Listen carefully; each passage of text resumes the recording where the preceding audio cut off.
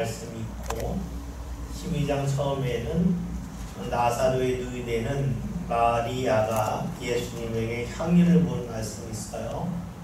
그 다음 말씀은 어떤 내용이냐면 사람들이 나사로가 사랑하니까 나사로로 인하여서 예수님을 더 보고자 해요.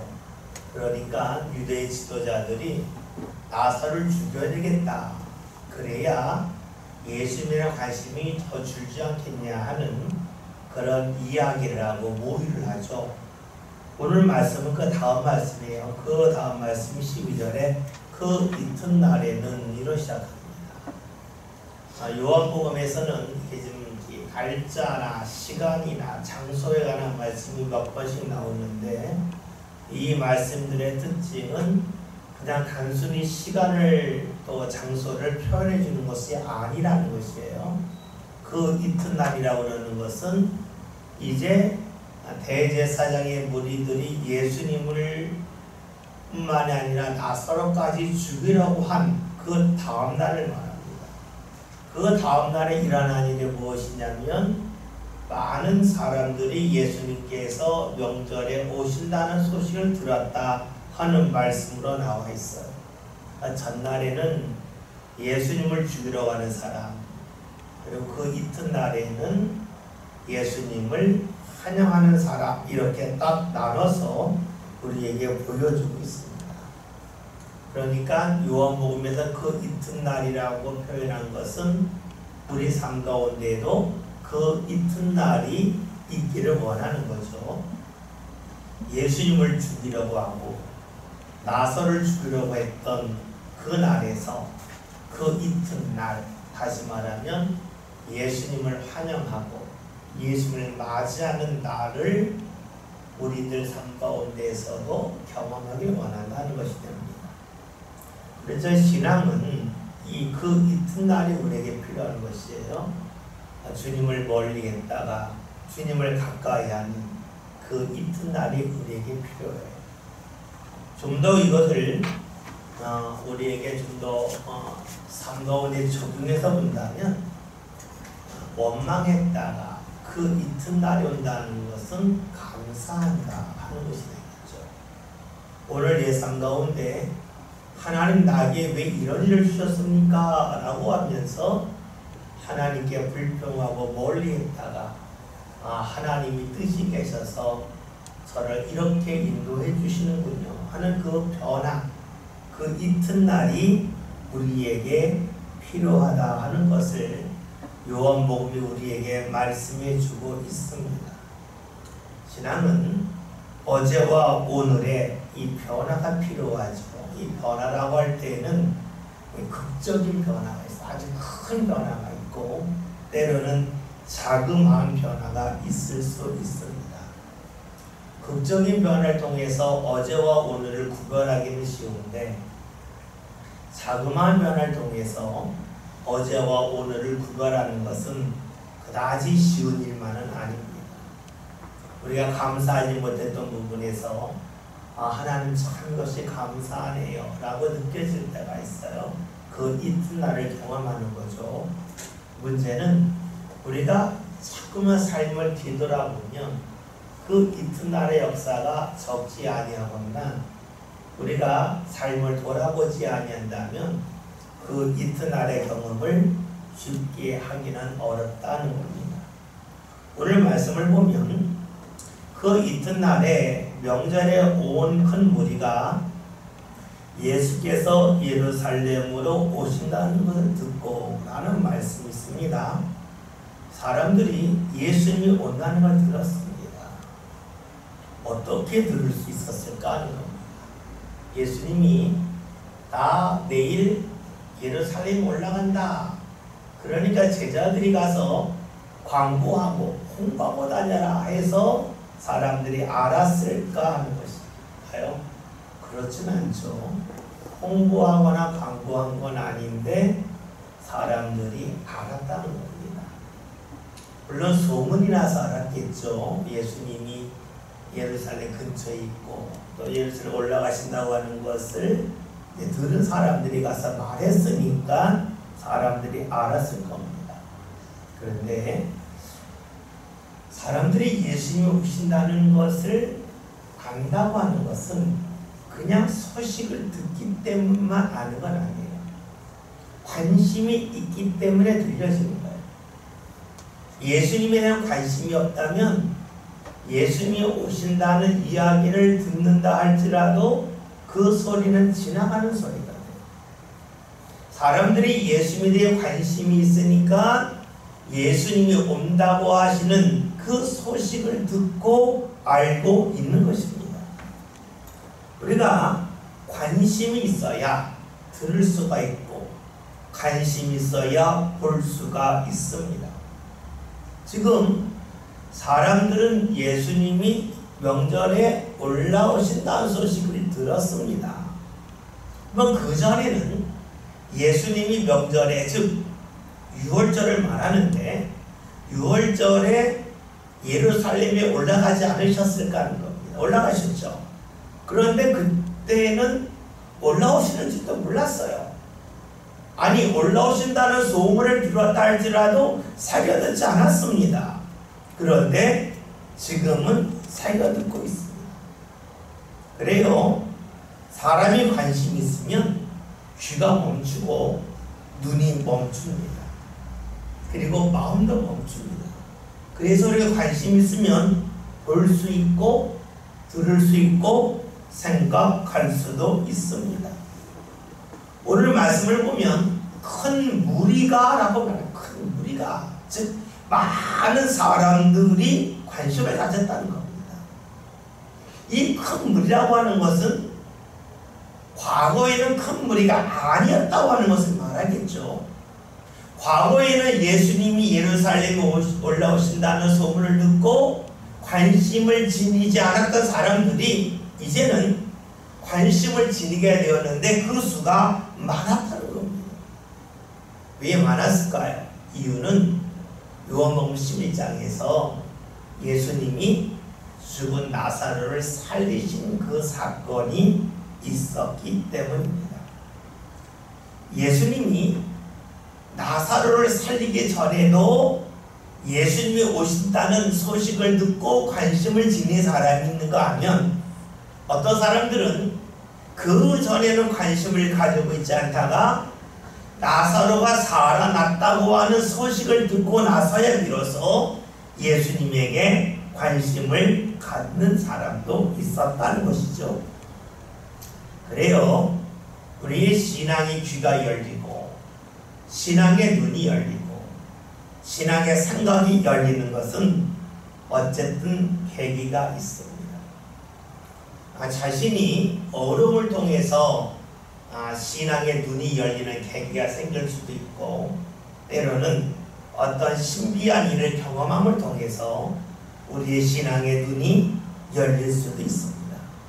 중요한 것은 신앙의 성장과 신앙의 변화가 나타날 때에는 반드시 계기 어떤 사건이 있다는 것입니다. 그 사건이 있느냐 없느냐에 따라서 우리의 신앙이 성장할 수도 있고 우리의 신앙이 그 자리에 멈출 수도 있습니다.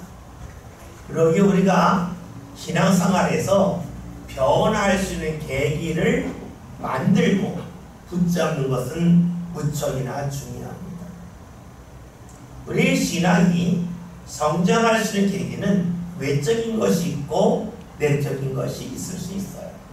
외적인 것이라고 하는 것은 내가 직접 경험한 것은 아니라는 거죠.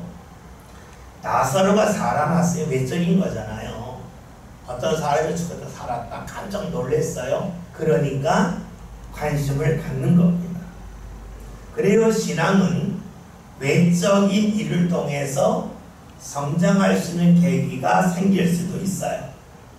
자신의 가정에서 누군가 아프기 때문에 하는 일이 잘 안 되기 때문에 신앙의 그 변화를 추구할 수도 있어요. 또 때로는 자신과 아주 가까운 사람이 신비한 일을 경험했다든가 그에게 큰 어려움이 있다든가 이런 일을 통해서 신앙의 변화를 경험할 수도 있습니다. 때로는 내적인 것을 통해서 신앙의 변화의 역사가 나타나기도 합니다. 자신의 삶에 어떤 극적인 일이 있을 수도 있어요. 뭐 신비한 일을 또 꿈을 꾼다든가 또 생생한 어떤 일을 하나님이 함께 하시면 본다든가 뭐 그럴 수도 있어요. 성경을 보면 우리가 이 신앙의 변화를 이야기할 때 크게 두 명을 이야기. 하나는 바울이에요. 바울이 다메섹을 향하여 가다가 예수를 만나는 극적인 변화가 있었죠. 또 한 사람이 디모데예요. 우리가 디모데에 관한 말씀은 너무 잘 알고 있잖아요. 그의 외조모 로이스 뭐 관한 이야기가 있어요. 무엇을 말하냐면 신앙생활할 때에 어떤 극적인 변화를 경험하는 사람도 있고 어렸을 때부터 신앙생활을 꾸준히 하면서 하나님의 인도를 받는 가운데 조금씩 변화하는 사람도 있을 수가 있겠죠. 그런데 사람마다 이 변화의 계기는 다 달라요. 극적으로 일어날 수도 있고 또 순차적으로 일어날 수도 있어요. 그러나 대부분의 사람들은 순차적으로 변화가 일어납니다. 극적인 변화를 경험하는 사람은 많지가 않습니다. 그래서 우리가 순차적으로 어떻게 하면 신앙의 변화를 경험할 수 있을까 하는데 우리가 신앙의 초점을 맞출 필요가 있어요. 다시 말하면 꾸준함을 통하여 일어나는 신앙의 변화가 있다는 것입니다. 어떤 사모님이 이런 고백을 했던 겁니다. 남편 목사님한테 예전에는 예배 시간에 예배를 드리라고 하면 왜 설교 그렇게 해요? 그렇게 이야기하고 오늘 예배 시간에 어떤 장로님이 어떤 권사님이 자세가 별로 안 좋았다, 졸았다, 자꾸 비탁한 표정을 도저히 왜 그런지 모르겠다, 늘 이런 데 관심이 많았다는 거예요. 그런데 어느 날 이 사모님이 일찍 교회 와서 기도하고 찬송하고 묵상을 오랫동안 했다는 거예요. 그리고 나서 예배를 드리는데 그냥 예배 시작되자마자부터 눈물이 쏟아지더라고요. 그러면서 느낀 거가 예배라고 하는 것이 자신이 얼마나 준비하느냐에 따라서 하나님이 자신에게 주신 은혜가 다르다고 하는 것을 아주 실감을 했다는 거예요. 그 이후로 사모님이 목사님의 불평도 그 은혜나 원망도 싹 사라지고 예배는 자신이 준비하는 정도에 따라서 하나님의 역사가 다르다 하는 것을 실감했다고 하는 그런 고백을 들은 적이 있어요. 무엇을 말할까요? 극적인 변화는 아니에요.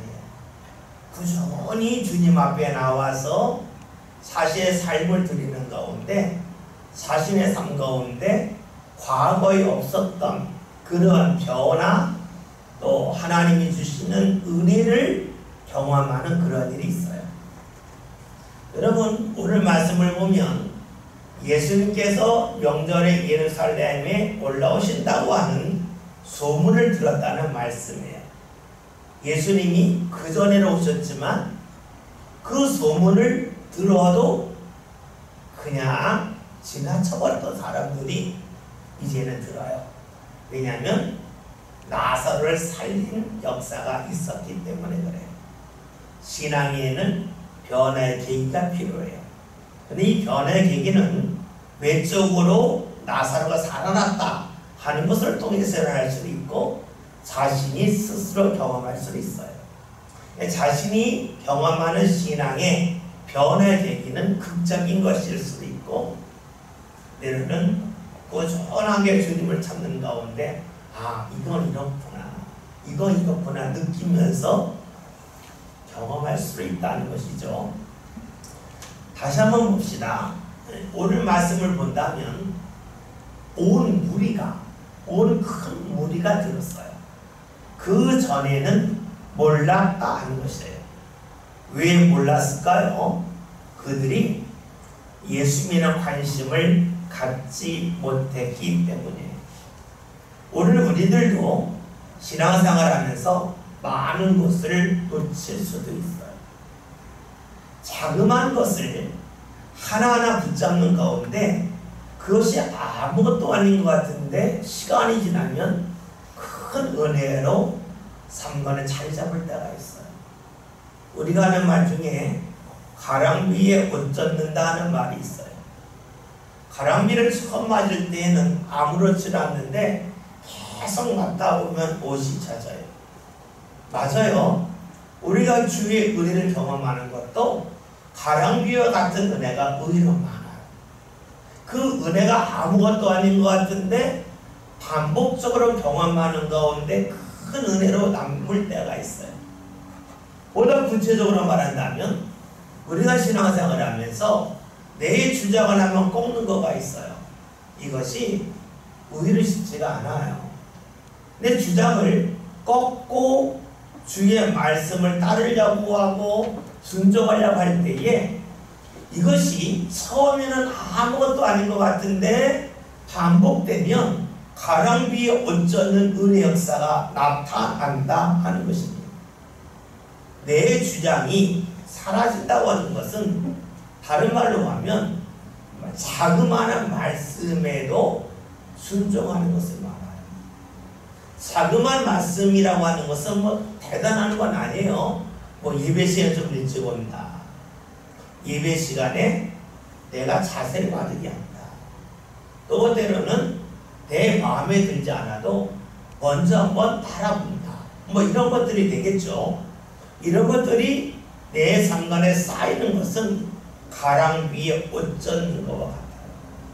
그래서 맨 처음에는 아무것도 아닌 것 같은데 시간이 지나면 큰 은혜로 남는 역사가 나타납니다. 물론 그런 사람은 많지는 않습니다. 우리가 신앙생활을 하면서 가랑비 옷 젖는 그런 모습이 있다 그러면 우리 삶 가운데서 주님이 다가오심을 내가 점점 듣고 따르고 또 그것을 기억하는 삶이 될 수가 있겠죠. 13절에 있는 말씀을 볼까요? 다 같이 함께 봅니다. 연합한 교제를 가지고 가져나간 시에 호사나 찬송을 받아 주의 이름으로 오시니 곧 이스라엘의 왕이시여 하더라. 아멘. 사람들의 모습이 외치기 전에 두 가지. 하나는 종려나무를 가졌다, 붙잡았다는 겁니다. 그러니까 종려나무를 어디서 구해온 것이 되겠죠. 대추야자나무가 되기 입이 큰 거, 그거를 가지고 왔다 하는 것이 됩니다. 또 하나는 맞으러 나갔다는 것이에요. 그러니까 이들이 호산나 이 외치기 전에 한 일은 그들의 손이 움직이고 그들의 팔이 움직였다고 하는 것을 우리에게 말씀해줘요. 우리가 호산나, 구원나니 나를 구원해주세요, 구원해주세요, 뭐 그런 뜻인데, 어쨌든 사람들이 주님의 구원의 역사를 소망하면서 한 일이 두 가지예요. 하나는 손의 움직임, 하나는 발의 움직임입니다. 손의 움직임이 무엇입니까? 손에 무언가 들고 나갔다는 데 있습니다. 여러분, 그래요. 우리가 정말로 주님을 간절히 사모할 때에 우리의 손이 빈손이 아닙니다.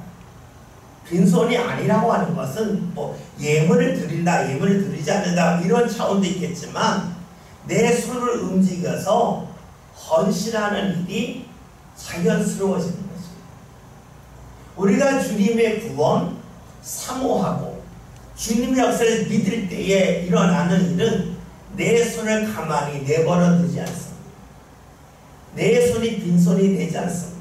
내 손이 헌신하고 봉사하는 손이 됩니다. 오늘 말씀대로 뭡니까? 사람들이 예수님 올 때에 손만 흔들어야 되는데 손만 흔들지 않고 종려나무를 갖고 흔들었다는 겁니다. 여러분 보세요. 손을 흔드는 것과 종려나무를 흔드는 것과 뭐가 다르겠어요? 뭐 크게 다를 게 없잖아요. 그런데 주님의 구원의 역사를 사모하는 사람들이 한 일은 맨손으로 흔들지 않고 손에 무언가 잡고 흔들더라는 것이에요. 손에 무언가 쥐고서 행하는 일이 있더라는 겁니다. 그래요, 우리가 주님의 역사를 사모하면 우리의 손이 가만히 있지 않습니다. 그래서 우리가 주의 은혜를 사모하고 주의 역사를 소망하는 사람들은 자신도 모르게 자연스럽게 헌신을 합니다. 누가 시켜서 하는 게 아니에요. 자연스럽게 헌신하고 헌신하는 자를 향하여 나가기를 주저하지 않습니다. 손이 가만히 있지 않습니다. 두 번째로 오늘 말씀을 보면 이들이 종려나무를 가지고 맞으러 나아갑니다. 가만히 그 자리 기다리지 않고 주님을 향하여 나아간다 하는 것입니다. 여러분, 그래요, 주의 역사는 때가 돼서 내가 주의를 할 때가 있어요. 그런데 때로는 내가 움직이기 때문에 주의 역사의 때가 당겨질 때가 많습니다. 가만히 있을 때가 아니라 내가 주님을 향하여 무언가 나아갈 때에 좀 더 빠르게 주의 역사가 나타날 때가 적지 않습니다. 우리가 기도하다 보면 이런 거가 있잖아요. 하나님, 우리가 자유롭게 예배할 수 있는 은혜를 주세요. 예, 정말 필요한 기도예요. 그런데 때로는요, 주님 앞에 나가 예배하는 간에 자유로워질 때가 있어요. 무엇을 말하냐면 상황이 정리가 돼서 자유함이 있을 때가 있고요, 주님 앞에 나아가는데 상황이 문제되지 않는 자유함이 있을 때가 있어요. 저희 자녀가 어린 초등학교 때인데요, 운동회 때 이제 사진을 찍어준 때가 있잖아요. 앞에 막 손을 흔들어요. 그러면 자녀들 중에 씩 웃고 사진 포즈 취하는 자녀가 있고 막 창피하다고 하는 자녀들도 있어요. 아마 그런 경험들이 있을 거예요. 근데 참 묘하죠. 다른 사람한테 사진을 딱 앞에 이러면 좀 창피한데 자기 자녀가 앞에 있을 때 이렇게는 창피하지 않잖아요. 길거리 가다 보면 할아버지 할머니들이 손주들하고 놀아줄 때가 있어요. 뭐 연세 드신 분이 이 머리가 땅에 이렇게 다들 이렇게 고개를 숙이면서 씩 웃고 막 그럴 때가 있어요. 여러분, 그거 보통 다 안 해요. 할아버지도 안 해요. 그런데 손주 볼 때 해요. 뭐예요? 그때는 자유로운 거예요. 창피함이 없는 거예요. 여러분, 그래요. 우리가 주님 앞에 나갈 때에 때로는 과거에 창피하고 과거의 장애가 되었던 것이 어느 순간에 장애가 돼요. 자유로움이 생기는 거예요. 그래요. 상황이 정리돼서 생기는 자유로움이 있고요, 내가 주님 앞에 나아감을 통해서 다른 것들을 보지 아니하기 때문에 자유로워질 수가 있어요. 그런데 오늘 말씀은 맞으러 나간다고 했어요. 여러분, 신앙은 주님 앞에 나아갈 때에 자유로움이 생겨요. 상황이 정리가 되어서 생기는 자유로움이 아니에요. 우리 지금 코로나 시대잖아요. 코로나 시대 때에 우리가 이게 정리가 되면 내가 예배하러 가야지 할 수 있어요. 맞는 말이에요. 틀린 말 아닙니다. 그런데 때로는 생각을 하는 거예요. 내가 코로나인데 마트에 가나 안 가나, 내가 버스 타나 안 타나, 내 자녀가 아프면 병원 데리고 가나 안 가나. 하여튼 간단 말이에요. 어떻게 마스크 쓰고 가요. 그러면 내가 예배하러 가도 된다 하는 마음을 가질 수도 있고 못 가질 수도 있어요. 중요한 것은 내가 보통 때의 삶과 신앙이 연결되어 있으면 그 다음부터는 자유로워질 수 있어요. 신앙이 그래요. 주님 앞에 나아감을 통해서 내가 자유함을 얻을 때가 상당히 많아요. 근데 우리가 참 묘하죠. 다른 일에 대해서는 괜찮은데 신앙생활 할 때에는 엄격한 잣대를 드러낼 수가 있어요. 여러분, 그 속에는 무엇이 있을까요? 상황이 주어지면 하겠다는 것입니다. 근데 오늘 말씀을 보면 예수님이 예루살렘에 입성하실 때 사람들이 예수님이 오시기를 기다리면서 종려나무 그 흔드는 데서 멈추지 않고 붙잡고 나아갔다 그랬어요. 앞으로 나아가면서 예수님을 맞이했어요. 여러분, 이 일이 뭐든지 중요해서 오늘 그것이 성경에 기록됐겠어요? 오늘 우리들에게 주님이 원하시는 신앙, 이런 신앙 아니겠어요? 주님 앞에 나아가기를 원하는 그런 모습이 있기 때문에 오늘 말씀 속에 이런 것이 있겠지요. 제가 자주 인용하는 말씀 중에 시편 32편 6절에 있는 말씀을 읽어드리겠습니다. 이로 말미암아 모든 경건한 자는 주를 만날 기회를 얻어서 주께 기도할지라. 진실로 홍수가 범람할지라도 그에게 미치지 못하리이다. 말씀은 뭐예요? 주를 만날 기회를 얻는다는 거예요. 기회를 자신 찾는 거예요. 찾아서 하는 거예요. 여러분, 우리의 신앙이 정말로 주님을 사모할 때 일어나는 게 무엇일까요? 찾아가는 역사가 나타난다는 것이죠. 오늘 사람들이 외치는 말을 보면 호산나 찬송하리로다 주님의 이름으로 오시는 이 곧 이스라엘의 왕이시여 하더라. 사람들이 예수님을 크게 환영을 합니다. 환영하는 이유가 무엇인가 보았더니 이스라엘 왕으로 여겼기 때문입니다. 이 속에 우리는 안타까움을 발견하죠. 사람들이 예수님을 환영한 이유는 그들이 잘못된 기대를 가지고 있었기 때문입니다. 그런 어쨌든 그들이 기대가 있을 때에 외침이 있습니다. 우리가 주님 앞에 나와서 무언가 기대하는 것이 있을 때 하는 것이 무엇일까요? 바로 외침입니다. 부르짖음이죠. 우리가 잘 아는 예레미야 33장 2절에 이런 말씀이 있어요. 이를 행하시는 여호와, 그것을 만들며 성취하시는 여호와, 그의 이름을 여호와라 하는 이가 이같이 이르시더라. 뭐예요? 이를 행하시고 성취하시는 하나님이 우리에게 원하시는 무엇이냐? 우리가 너무 잘 알고 있는 말씀이죠. 너는 내게 부르짖으라. 내가 네가 응답하겠고 네가 알지 못하는 크고 은밀한 일을 네게 보이리라.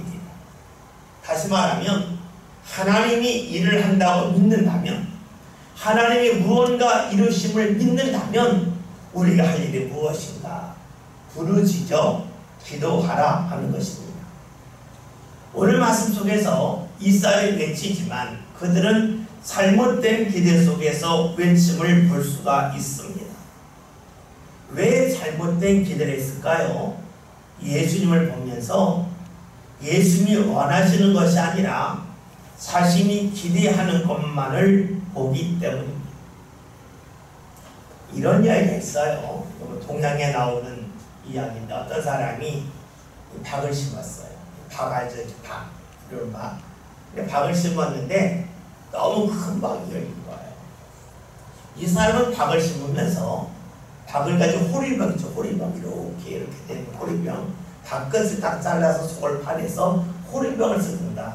박이 좀 크면 그걸 가지고 이제 표주병으로 쓰려고 그랬어요. 근데 박이 얼마나 큰지 사람보다 더 큰 박이 열린 거예요. 이 사람이 화가 났어요.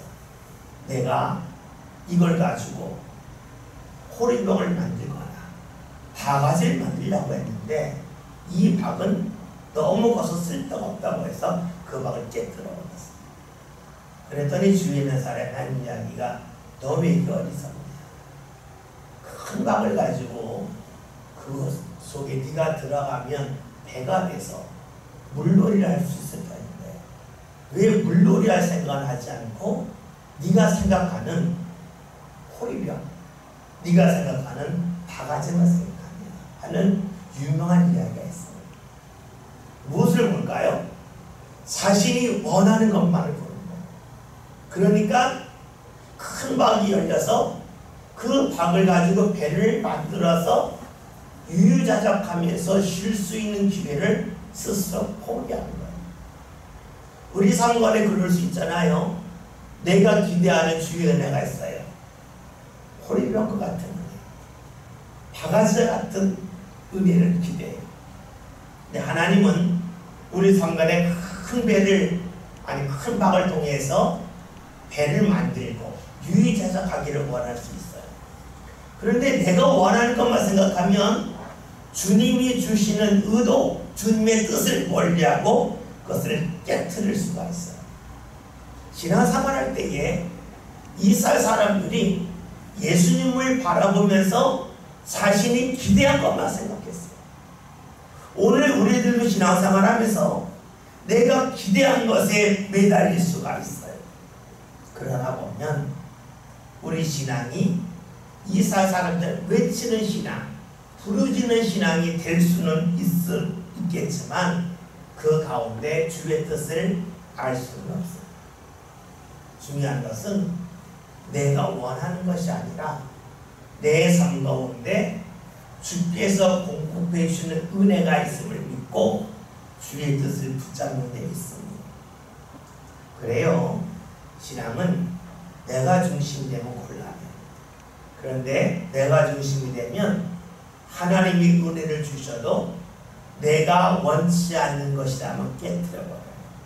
큰 박이 열렸을 때에 하나님은 야 배를 만들어 좀 타고 놀아라 이렇게 주셨건만 하나님 저는 호리병만 필요하고 바가지만 필요한데요. 이래서 주의 은혜를 깨뜨릴 수 있겠죠.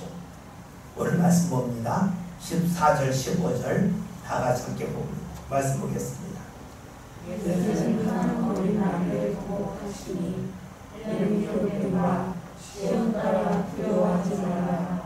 그러나 너의 왕이 나의 새끼를 하고 주시라 함과 같다. 아멘. 우리가 마태, 마가, 누가복음을 보면 예수님께서 예루살렘에 입성하신 제자들에게 한 번도 타보지 나귀를 끌고 와라 이 말씀이 있죠. 근데 요한복음에는 없어요. 요한복음의 특징은 예수님에 대해 초점을 크게 맞췄어요. 그래서 마태, 마가, 누가복음에 나와 있는 것처럼 제자들의 행한 부분은 크게 줄어 있어요. 축약되어 있어요. 잘 나와 있지 않아요. 그러니까는 예수님의 말씀 중심, 그래서 요한복음 예수님 말씀이 어쩌면 길게 나오죠. 어떤 사건 중심이 아니기 때문에 그래요. 어쨌든 예수님이 나귀를 타고 들어가세요. 이 나귀를 타고 들어가시는 것은 여러분 기록됐다고 하는 것은 구약 성경이 기록됐다는 건데 스가랴 9장 9절에 나와 있는 말씀이거든요. 그래서 말씀 나와 있는 것처럼 시온에 따라 두려워하지 말라. 보라 너희 왕이 나귀 새끼를 타고 오신다는 것 같더라. 이 말씀이에요. 예수님이 예루살렘에 입성하실 때에 나귀 새끼를 타셨어요.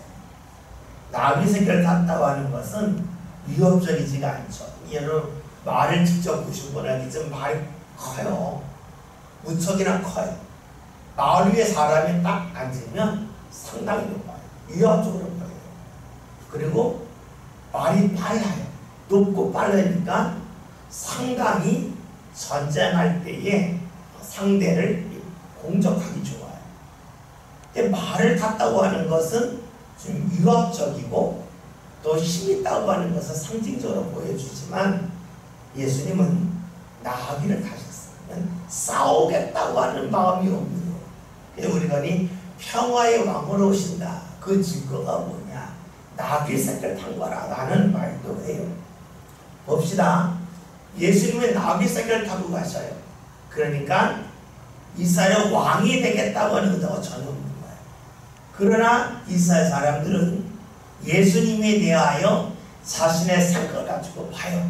예수님께서 이스라엘 왕이 되기를 원하셔요.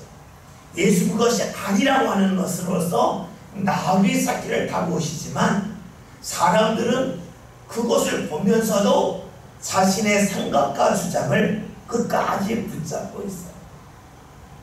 예수님 하신 말씀 이런 말씀 있죠. 너희의 눈은 봄으로 너희의 귀는 들음으로 복이 있더라 하는 말씀이 있어요. 그럼 이게 뭐예요? 예수님이 나귀 새끼를 탁 타고 들어오실 때에 예수님은 전쟁하러 오시는 분이 아니네. 예수님은 이스라엘 왕이 되겠다는 의도가 없으시네. 이것을 볼 수 있으면 복이에요. 그런데 사람들은 자신의 생각이 딱 자리 잡고 있으니까 예수님이 나귀 새끼를 타고 오심에도 불구하고 마치 전쟁을 치러서 왕이 될 분으로 생각하고 있어요. 착각하고 있어요. 그럼 우리가 너희 눈은 봄으로 너희 귀는 들음으로 복이 있다고 이 말씀이 해석이 되죠. 너희 눈은 봄으로 복이 있다고 하는 것은 내 눈에 뭐 마이크가 보니까 복이 있다 뭐 이런 게 아니에요. 내 욕심과 생각을 내려놓고 보는 사람이 복이 있다는 거예요.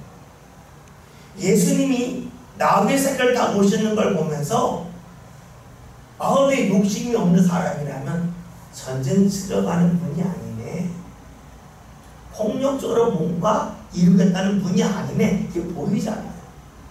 그런데 이스라엘 사람들은 나귀 새끼를 타고 오는데 마치 말을 타신 예수님을 생각하면서 우리를 구원할, 노모압지를 구원할, 전쟁할 것 생각한다는 거예요. 그들은 뭘 갖고 봅니까? 보이는 예수님을 보는 게 아니라 자신의 마음속에 담고 있는 것을 가지고 예수님을 봐요. 예수님 하신 말씀이 너희 눈은 봄으로 보인다. 그것은 너희가 나를 볼 때에 너희가 원하는 것을 내려놓고 너희 욕망을 내려놓고 순수하게 나를 본다면 너희는 복이 있다는 것이에요. 듣는 것도 마찬가지죠. 들을 때에도 내 욕심을 갖고 말씀을 듣지 않고 그냥 말씀을 들으면 복이 있다는 거예요. 우리가 잘 아는 말씀 중에 예수님이 누룩에 관한 말씀하시니까 바리새인의 누룩을 주기 관한 말씀하셨더니 제자들이 우리에게 떡이 없으면 어떻게 하셨을까? 이런 말 있잖아요. 뭐예요? 마음속에 먹을 거가 딱 자리 잡고 있으니까 누룩이라는 말을 듣자마자 바리새인이라는 말은 싹 사라지고 누룩 딱 이것만 생각하는 거예요. 그러니까 예수님이 너희 눈은 봄으로 너희 귀는 들음으로 복이 있다고 하신 말씀은 우리가 말씀을 듣거나 살아가면서 내 욕망을 갖고 살지 않고 그것을 내려놓고 주를 바라본다면 그 사람이 복이 있다고 하는 말씀이 되겠죠. 빌립보서 4장에 주 안에서 말하노니 항상 기뻐하라, 다시 말하노니 기뻐하라는 말씀이 있어요. 이거 어떻게 가능하겠어요? 그것은 주께서 보게 하시는 것을 보면 기쁘다는 거예요. 내가 무엇이라 생각하고 보는 게 아니라 내가 원하는 것이 아니라 주님이 보게 하신 걸 보면 복이 있다는 것이에요. 여러분에게 영하 한 20도 정도 되는 데서 밤에 서 있으라 하면 여러분 좋아하겠어요? 다 싫어하겠죠? 그런데 사람들이 돈 주고 그 일하는 데가 있어요. 여러분 혹시 방송을 보면 캐나다의 어느 지역에 가면 오로라를 볼 때, 오로라 하늘에 그 오로라를 보기 위해서는 영하 20도 정도 될 때에 밤에 산에 올라가서 그걸 보는 거예요. 사람들이 그걸 보려고 막 줄을 서고 막 난리, 유명한 관광 상품이에요. 보세요. 영하 20도인데 오로라를 본다 그러면 사람들이 그것 때문에 추운 걸 입고 즐거워요. 추운 걸 먼저 생각하는 게 아니라 오로라 볼 걸 생각하면서 기뻐하는 거예요. 우리의 삶이 그런 거 아니겠어요? 오로라를 보는데 날이 시원하고 편안한 자리에 보는 게 아니잖아요. 추운 자리에서 두툼한 퍼카 입고 추위 발발 떨면서 보면서 좋아하는 거예요. 왜 좋아해? 거기에 눈이 가서 그래요. 하나님 주시는 애가 그런 거예요. 하나님 오로라를 반팔 입고 보고 싶어요. 시원하게 보고 싶어요. 안 된다는 거예요. 하나님께서 주시는 아름다움을 볼 때에는 그 아름다움을 보기 위해서 수많은 것을 내려놓고 포기해야 돼요. 하나님이 우리 상관에 주시는 기쁨도 역시 그런 건 아니겠습니까? 하나님이 우리에게 허락하시는 기쁨도 그런 거예요. 그러니까 항상 기뻐한다고 하는 것은 내 주위의 모든 것이 내가 원하는 것으로 가득 채워졌기 때문이 아니라 하나님이 원하는 것을 볼 수 있기 때문에 다른 것의 불편함에 대하여 내려놓는 것입니다. 오늘 말씀에서 예수님이 나귀를 타고 오시지만 사람들은 자신의 욕망을 갖고 봐요. 그래서 나귀 타신 예수님이 아니라 말을 타신 예수님으로 착각하고 있어요. 그래서 주님이 그 전에 주셨단 말씀, 이거는 우리 잘 아는 마태복음 13장에 예수님의 비유에 관한 말씀 앞에 나오는 건데, 너희 눈은 봄으로 너희 귀는 들음으로 보인다.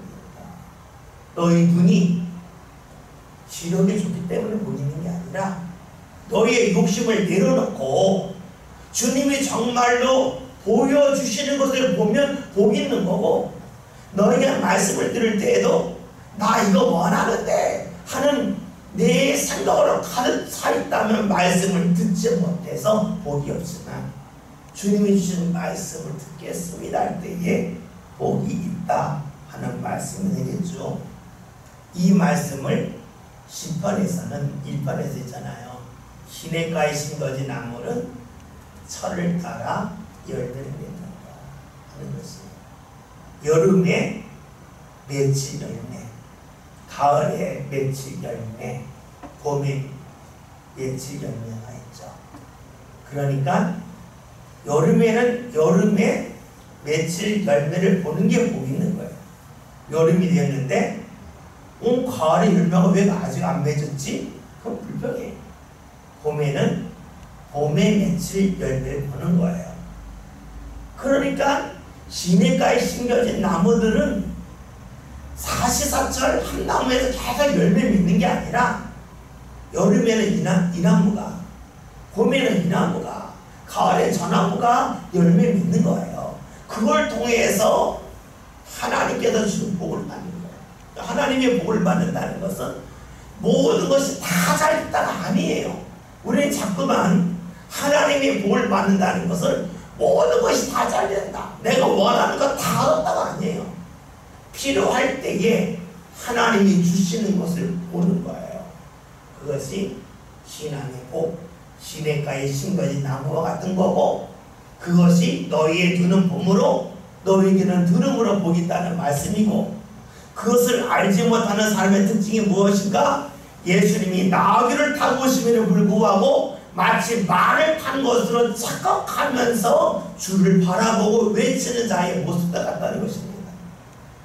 오늘 우리가 우리의 욕망으로 가득 채워져 있다면 나귀 타고 오신 예수님을 말 타고 오시는 예수님과 착각할 겁니다. 우리의 눈은 제대로 보지 못할 것입니다. 주님 앞에서 우리의 삶이 비워지는 역사, 그래서 말씀으로 들을 수가 있고 주님이 보여주시는 것을 그냥 순수하게 볼 줄 알고, 그것이 우리 신앙의 진정한 복이라고 볼 수가 있을 겁니다. 욕망으로 채워져 있다면 우리는 보할 것을 보지 못하고 들을 것을 듣지 못하겠죠. 16절 말씀 다 같이 봅니다. 제자들은 처음에 이를 깨닫지 못할까봐 예수께서 영광을 얻으신 후에야 이것이 예수께 대하여 기록된 것이와 사람들이 예수께 이같이 한 것이 생각나더라. 아멘. 지금 제자들의 모습은 이스라엘 사람들의 모습과 똑같아요. 생각도 똑같아요. 그러면 제자들이 이사상 똑같았나? 좀 다르죠. 3년 동안 훈련을 받은 거예요. 3년 동안 훈련 받았는데 훈련받지 않는 사람과 똑같아요. 왜 이런 일이 나타났을까요? 왜 몇 가지 생각할 것이 있어요. 첫째는 신앙의 훈련을 제대로 못 받았다라고 볼 수 있어요. 또 하나는 신앙의 훈련 받는 것과 현장은 다르다는 것을 알 수가 있어요. 우리가 교회와 교회 밖이 같진 않잖아요. 교회에서 훈련받은 것과 그것이 교회 밖까지 그대로 연결되는 건 아니죠. 훈련은 받았지만 현장에 가면 가물가물할 때가 있어요. 우리가 하나님 앞에서 나 자신을 주장하면 안 된다. 다 알아요. 그런데 내가 원하는 일이 이루어지지 않았다든가 내가 하는 일이 잘 되지 않는다든가 그럴 때에 내 주장을 내려놓기가 어려워요. 그렇잖아요. 여러분들이 하는 일이 잘 될 때는 내 주장을 내려놓는 거가 어렵지 않아요. 하는 일이 잘 안 되면 괜히 그것이 자존심과 연결돼요.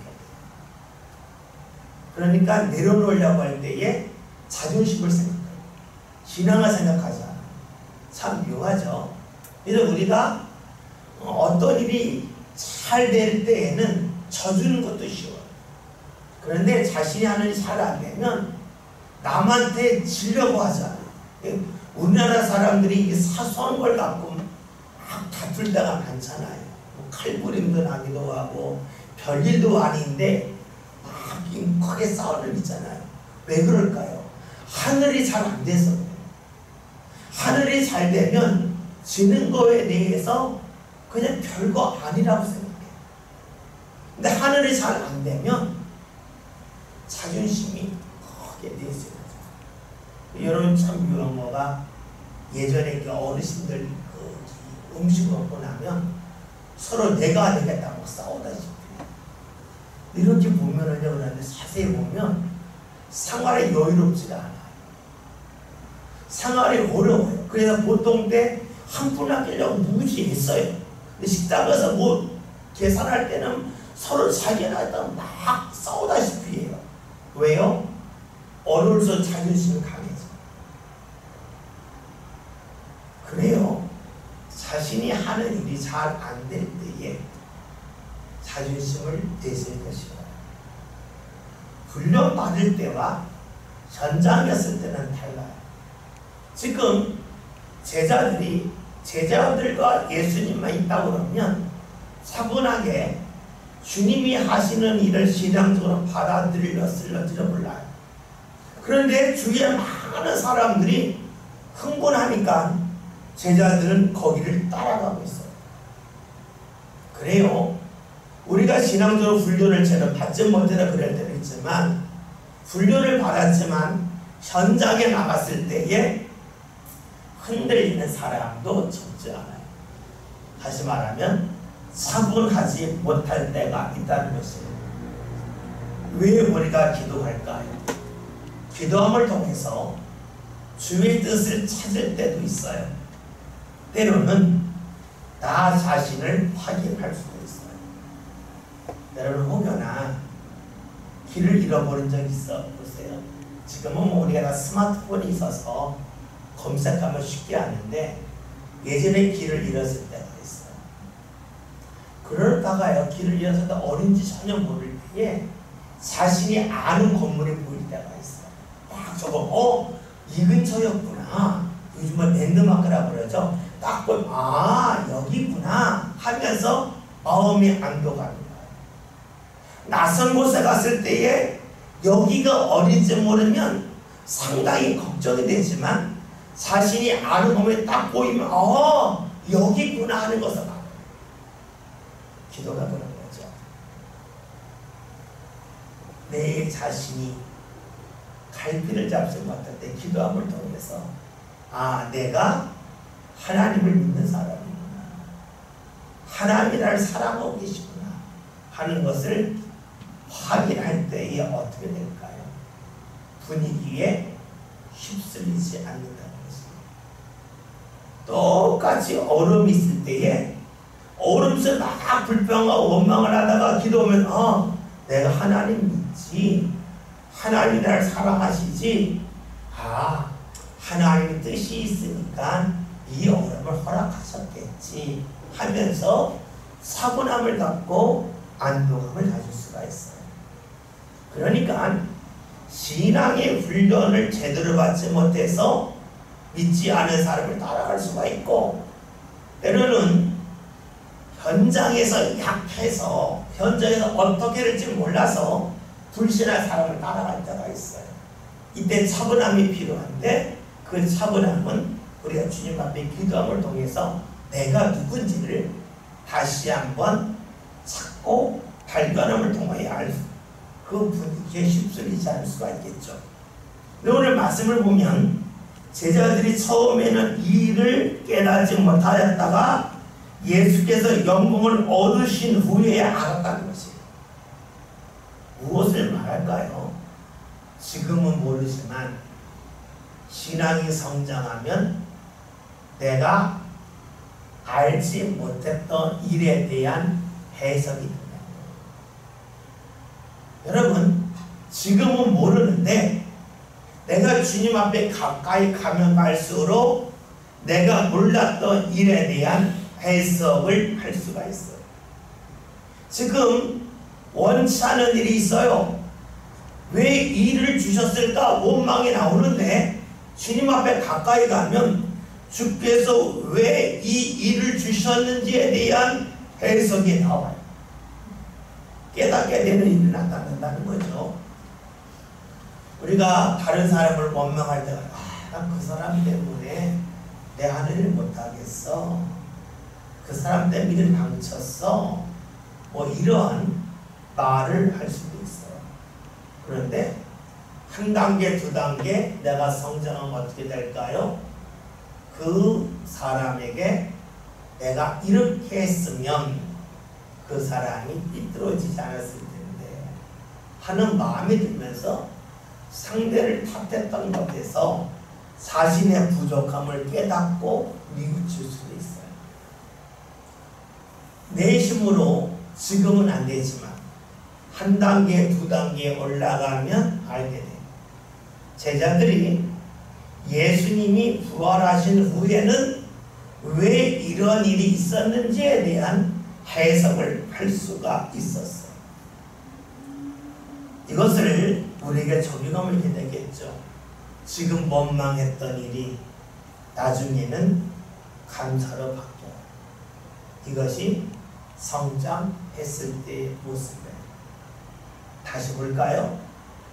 그래서 성장하면 겸손해져. 성장하기 전에는 남을 탓해요. 나는 잘했는데 저 사람이 잘못해서 그런 거야 그래. 성장하면 내가 이 사람에게 이렇게 했으면 이 사람이 이 정도로 가지 않고 좀 더 나아졌을 텐데 내가 부족했구나. 겸손해져요. 그래서 신앙의 사람이 겸손해진다고 하는 것은 의식했기 때문이 아니에요. 저절로 되는 거예요. 제자들이 예수님이 부활하신 후에야 알지 못했던 일을 아는 것처럼 성장하면 몰랐던 걸 알아요. 몰랐을 때는 상대를 원망해요. 방법을 알면 내가 그렇게 안 할 거예요. 그런 생각이 들어요. 그러니 겸손해지죠. 신앙은 주님 앞에 갈수록 겸손해져요. 반면에 주님과 멀리 있으면 남을 탓해요. 나는 잘했는데 저서 왜 그럴까? 그렇겠죠. 오늘 말씀 예수님이 영광을 얻으신 후에야 이들이 깨닫게 됩니다. 오늘 우리를 삶 가운데로 주님의 영광을 경험하는 그러한 모습이 있어서 지금까지 이해할 수 없었던 깨닫지 못했던 부분에서 이해가 되면서 다시 한번 주님 앞에 감사하고 주의 인도하심에서는 제가 몰랐군요. 겸손해지는 모습이 저와 여러분의 삶 가운데 꼭 있길 바라겠습니다. 기도합니다.